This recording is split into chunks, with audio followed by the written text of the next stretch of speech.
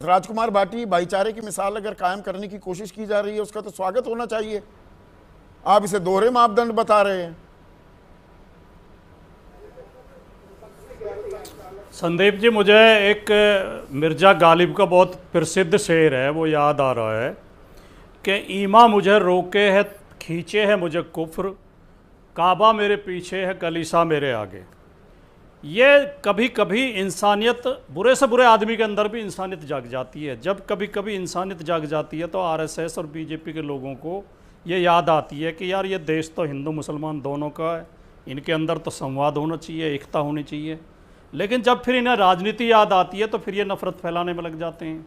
अगर आप हिंदू मुसलमान एकता के इतने हामी हैं तो वो कौन आदमी था जो कह रहा था कि इन उपद्रवियों को तो कपड़ों से पहचाना जा सकता है? कल परसों ही एक उत्तर प्रदेश के मुख्यमंत्री कह रहे थे कि ये लातों के भूत बातों से नहीं मानते, बात बात पे आप इन्हें पाकिस्तान भेजने की बात करते रहते हैं। कल जब माननीय अखिलेश यादव जी इमामों से मिल रहे थे तो वो तो मुसलमान हो गए, वो तो तुष्टीकरण हो गया। आज आप तो मोहन भागवत आप तो इबादत की जगह पर राजनीति करने लगे थे ना। ये आरोप लगा रही है बीजेपी, मस्जिद में बैठकर सांसदों के साथ वहां चर्चा करेंगे तो इबादत गाह में जहां पूजा की जानी चाहिए उस जगह में राजनीति करने लगे आप। और जो हर हफ्ता सरकार की मीटिंगें मंदिर में करता है मुख्यमंत्री, उसके लिए क्या कहेंगे आप?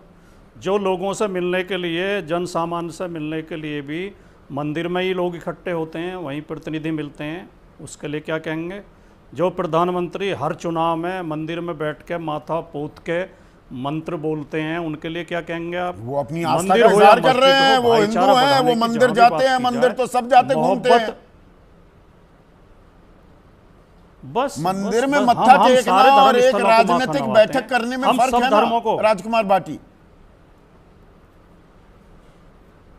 हम सभी धर्मों का और सभी धर्म स्थलों का बराबर सम्मान करते हैं। लेकिन मैं वो बात जो मैं कहना चाह रहा था, कृपया मुझे थोड़ा सा समय उसके लिए दें। मैं कहना ये चाहता हूँ कि अभी हमारे जो उन्होंने राकेश सिन्हा जी ने ये पेंट करने की कोशिश की कि हिंदुओं के प्रतिनिधि के तौर पर मोहन भागवत इमामों से बात कर रहे थे ताकि एक दूसरे में संवाद हो। हिंदुओं का प्रतिनिधि किसने चुन दिया मोहन भागवत को? 90% हिंदू तो आरएसएस को पसंद नहीं करता, 90% हिंदू तो आरएसएस का विरोधी है, 90% हिंदू की तो मुसलमान से कोई लड़ाई नहीं है, 90% हिंदू तो मुसलमान के साथ भाईचारे का व्यवहार करता है। केवल ये 10% कट्टरवादी जो बीजेपी ने तैयार किए हैं, अंधभक्त, केवल यही तो मुसलमान से नफरत करते हैं। और आपने जिन चीज़ों का जिक्र कर दिया उन्हें मैं दोहराना नहीं चाहूँगा, समय खराब होगा। कि ये इन्होंने लिखा कि गोलवलकर जी ने अपनी किताब में कि ये मुसलमान, ईसाई और कम्युनिस्ट ये तीन हमारे आंतरिक शत्रु हैं। भारत के समाजवादी भी चौथे नंबर पर, समाजवादी भी हो, आप लोग भी हो। फर्क अभी वो केसी त्यागी से मैं पूछने वाला हूं, बाकायदा चौथे नंबर पर सोशलिस्ट, उसमें बंच ऑफ थॉट्स में नहीं, बंच ऑफ थॉट्स में ऐसा नहीं लिखा हुआ। बंच ऑफ थॉट्स में 3 ही शब्द हैं। क्या?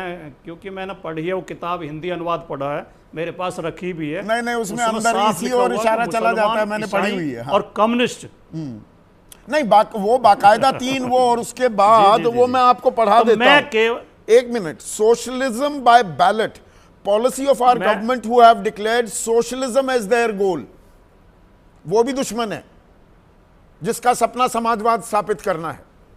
आप जो ये आवाज, अब ये आवाज़ भी तो संघ के अंदर से ही उठी है कि संविधान की जो प्रेम्बल से सोशलिज्म और सेकुलरिज्म शब्द हटाए जाएं। तो ये तो इनकी सोच है ही है। और एक बात और आपने जिक्र, उन्होंने राकेश सिन्हा जी ने जिक्र किया कि गोलवलकर जी ने ये कहा, नहीं आपने बोला था कि वो दिन बुरा दिन था जिस दिन मुसलमान इस देश में आए। गोलवलकर और सावरकर के पूर्वज भी विदेशी हैं, इनका भी ओरिजिन विदेश है, ये भी थाईलैंड से आए थे, यही कहाँ मूल निवासी हैं भारत के। अगर वो दुर्भाग्य का दिन था तो जब आपके पूर्वज आए थे वो दुर्भाग्य का दिन नहीं था। और मैं स्पष्ट तौर पर कहना चाहता हूं, किसी को मेरी बात पर ऐतराज हो तो बेशक हो, भारत के ब्राह्मणों ने इन चितपान ब्राह्मणों को स्वीकार नहीं किया था। वो उन्हें अपने बराबर का मानते ही नहीं थे, उन्हें यवन कहते थे। और फिर इन्होंने कहा कि नहीं, हम तो चिता में, अग्नि में प्रज्वलित होकर हम पवित्र हो गए हैं, इसलिए इनका नाम चितपावन पड़ा। फिर अपने आप को चितपावन कहने लगे। और आरएसएस के एक रज्जू भैया को छोड़ के आज तक जितने प्रमुख हुए हैं, सब 7 हुए हैं सरसंचालक, उसमें से 6 ब्राह्मण और 6 चितपावन ब्राह्मण। ये बात आप, ये जानकारी आपकी बिल्कुल दुरुस्त है, सही है।